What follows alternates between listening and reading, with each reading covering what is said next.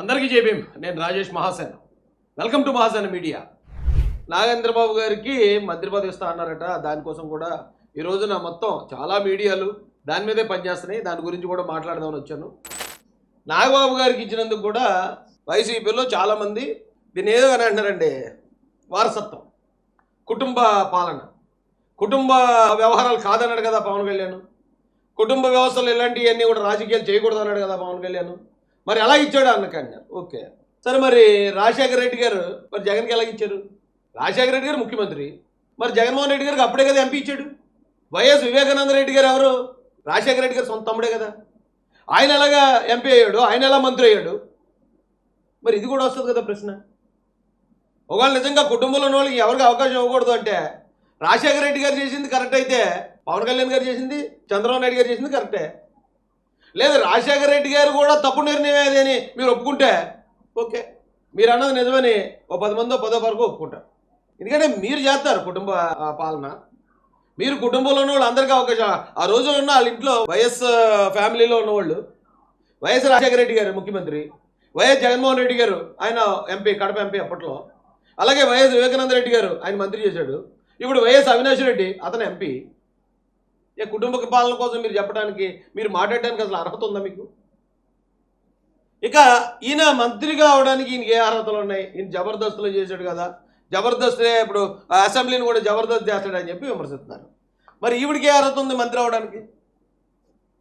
ఈవిడ కూడా జబర్దస్త్లో జడ్జే కదా ఆవిడ కూడా. మరి జబర్దస్త్లో జడ్జి చేసిన రోజా గారిని మంత్రి చేసిన జగన్మోహన్ రెడ్డి గారికి లేని ఆటంకం జబర్దస్త్లోనో లేకపోతే సినిమాల్లోనో ఎందులోనో ఆయన ఒక నటుడుగా ఉంటే ఉండొచ్చు. నటులు ఎంతమంది అవ్వలేదు రాజకీయ నాయకులు? ఆయన అయితే ఏం తప్పు వచ్చింది?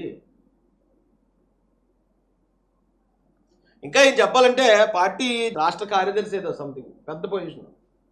పార్టీ కోసం అయినా జనసేన పార్టీ కోసం జనసేన పెట్టిన దగ్గర నుంచి పనిచేశాడు. ఆయన పనిచేయడంతో పాటు లాస్ట్ టైము నర్సాపురంలో పోటీ చేశాడు. ఆయన ఎంపీగా ఓడిపోయాడు. రెండోసారి కూడా నర్సాపురం సీటు ఆయనకే ఇవ్వాలి వాస్తవానికి. కానీ అక్కడ సీటు పొత్తులో భాగంగా వెళ్తే ఆయన యాక్సెప్ట్ చేశాడు.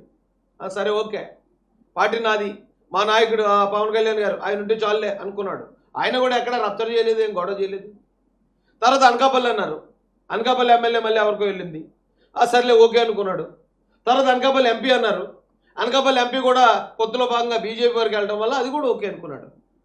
ఇప్పుడు ఈవేళ పోటీ చేయకుండా ఎలా ఇచ్చేస్తారు, పోటీ చేయకుండా ఎలా ఇచ్చేస్తారని. ఆ రోజు పోటీ చేయడానికి ఆయనకు అవకాశం ఇచ్చుంటే ఆయన పోటీ చేసి ఉండేవాడు. ఒకవేళ ఆయన పోటీ చేసి ఓడిపోతే ఇప్పుడు మళ్ళీ ఇలా వచ్చి ఇలా వెళ్తే పోటీ చేసి ఓడిపోయిన వాడికి ఎలా ఇస్తున్నారంటే అర్థం ఉంది. కానీ ఆయన పోటీ చేసే అవకాశాన్ని వదులుకున్నాడు కదా. పార్టీ వాళ్ళదే, లేదా పవన్ కళ్యాణ్ గారు నేను ఖచ్చితంగా నేను పోటీ చేస్తాను, నాకు ఎక్కడ చోట అవకాశం అవ్వకపోతే కుదరదంటే ఎక్కడ చోట అవకాశం వచ్చింది కదా. మంత్రిగా అవకాశం, మంత్రిగా చేయడానికి ఆయన ఏం చేశాడంటే ఏం చేస్తారు ఎవరన్నా? ఇప్పుడు అయిన మంత్రులందరూ ఏం చేశారేంటి ఇంతకుముందు? ఏం చేయాలి అది చెప్పండి ఫస్ట్. మంత్రిగా ఒక వ్యక్తి మంత్రి కావాలంటే ఏమన్నా ఓ 10 సంవత్సరాలు ఆర్మీలో పనిచేసి రావాలని ఏమైనా రూల్ ఉందా ఇక్కడ? ఈవిడ ఏం చేసింది చెప్పండి. ఆవిడ మంత్రి అవడానికి ఏం చేసింది? మంత్రి అయింది, ఆర్టీసీ చైర్మన్ అయింది. మరి ఈవిడ పక్కన పెడితే ఈయన ఏం చేశాడు? ఈయన ఒక మంత్రి కాదు, సకల శాఖ మంత్రి, అన్ని శాఖలు ఈయన దగ్గరే. ఓ హోంమంత్రి ప్రెస్ మీట్ పెట్టాలంటే ఈయనే మాట్లాడతాడు, ఓ రెవెన్యూ శాఖ మంత్రి పెట్టాలంటే ఈయనే ఉంటాడు అక్కడ, లేదా ఇంకో మంత్రి పెట్టాలంటే మళ్ళీ ఆయనే ఉంటాడు. ఈయనే కదా సకల శాఖ మంత్రి. ఈయనకి ఏ అర్హత ఉంది? ఆయన ఒక పత్రికలో ఎడిటర్గా చేశాడట, పేరెన కథలు రెడ్డి అని ఉంది. ఆ 2 క్వాలిటీస్ తప్ప ఏమున్నాయి ఆయన దగ్గర అంత సకల శాఖ మంత్రి అయిపోవడానికి? ఈయన వల్లే కదా వైసీపీ పార్టీకి ఆ గతి పట్టడంలో ఈయన కూడా ఒక కారణం. ఎవరు వెళ్ళాలన్నా సరే సకల శాఖ మంత్రి గారిని కలిసే జగన్ దగ్గరికి వెళ్ళాలి, లేకపోతే జగన్ గారు అసలు ఎవరితో మాట్లాడు, మొత్తం పెంట చేశాడు. మాలాంటి వాళ్ళని పార్టీకి దూరం చేసింది కూడా ఇతనే. లేదంటే మేము ఆ వైసీపీలో ఉండేవాళ్ళు, మేము మాలాంటి వాళ్ళు పెంట చేసి ఆ పార్టీకి ఒక కొరకంచి కింద పెట్టుకున్నది కూడా ఇతని వల్లే. మరి ఇతనికి ఏ అర్హత ఉంది? ఏమండి అర్హతలు, ఏం అర్హతలు కావాలి ఎందుకని? రాజ్యాంగం ప్రకారం ఏ అర్హతలు నియమించారటి?